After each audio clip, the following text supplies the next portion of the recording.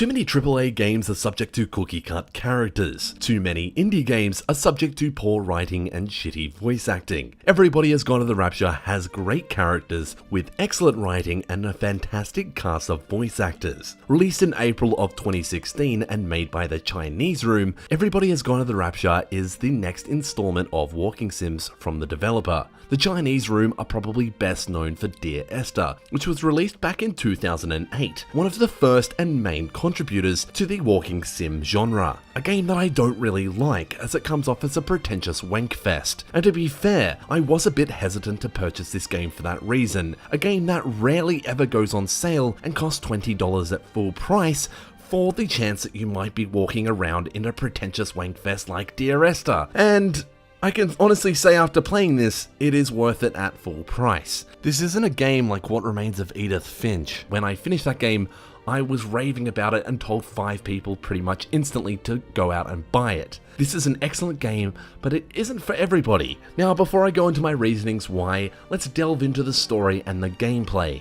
So the name Everybody Has Gone to the Rapture kind of gives away the outcome of the story. However, I should note that this isn't a biblical rapture like you may be thinking. The game has you follow the stories of 5 townsfolk of Yorton Valley, a small community of people who are becoming plagued by a strange illness and disappearing all of a sudden. What happens to them, where they go, and the rest I'm gonna leave for you to discover. Each chapter starts with you being introduced to an orb of one of the 5 townsfolks, and I'm not gonna go into why you're following these light orbs either, as that is open to your own discovery and interpretation. Each orb entices you, the player, to points of interest on the map, and at those points of interest it will then set off a small discussion that is either really contributing to the main story or just a side plotline. Whilst these little segments had next to no animation involved, the mild motions are generally expressed by these glimpses of light. The script and voice actors have done a stellar job and personalized everybody so incredibly well.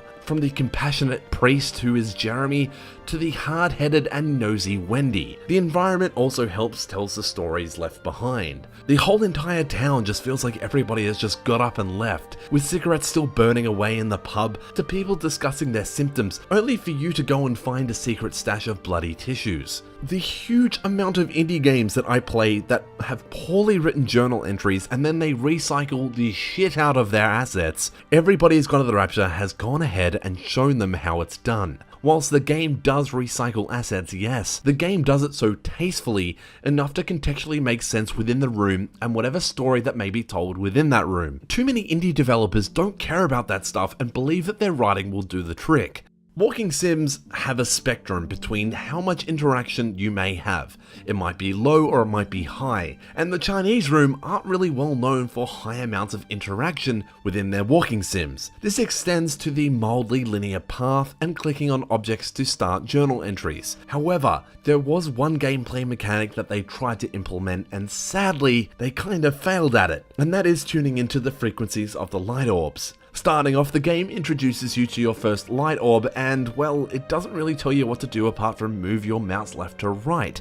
I tried this several times and obviously failed and then went online. I found out that you kind of have to do it slowly to tune into the frequency, but after a few more orbs, my patience with this mechanic fell short. And constantly trying, I just wanted to give up altogether and play a different game. But no, I was forced to go onto Google and I then found out that you can turn this off in the settings. I cannot stress enough that you go and do this, as it doesn't make the game fun. It makes it frustrating and it really pulls you out of any immersion that you may have just previously established. My other gripe with the game I had was the walking and running pace. Say no more, every other reviewer and their aunt has made comments on this. There is a run button, yes, but it really didn't make that much of a difference. And at times, they actually got rid of the running to emphasize the dramatic moments of the game. Sometimes this pace just kind of made it drag on a bit, and I found myself getting a tad agitated. I stated at my start of the review that this isn't a game for everyone, as it has very little interaction and very little gameplay, and the actual pacing of the story is quite slow, and no, that is not due to the walking pace. I personally loved the story, and the dramatic reward when you close off each chapter left me sitting there in silence, often feeling quite touched and sad in relation to what I had just witnessed and heard. Keeping in mind though that this all comes back from little balls of light replaying moments of their life. everything in Everybody Has Gone to the Rapture is just so tasteful and quite beautiful. From the visual design to the graphics of the game, to the beautiful soundtrack that played at these dramatic moments, to the story and the voice acting that the cast really delivered on. I really loved my time with this game, and it left me sitting there touched, but not blown away. But it's not that type of story. The game cost $20, and well, I can honestly say it is worth it at that price. If you're hesitant, just buy it on sale if it ever does go on sale. I played this with my girlfriend watching, and we both loved our time with this game. Admittedly, I was hesitant to start off with, but by the end, I thought that this was a really fantastic experience. If you like what you've seen here and you want to see more, hit the like and sub button. This is Shawnee Maurice from Hi-Hu. Thanks for watching. People here, they don't really understand what you do up there. Are you trying to get me to come to your church? It's not just about faith. It's about the community. Be involved. Be seen as part of it. One of them.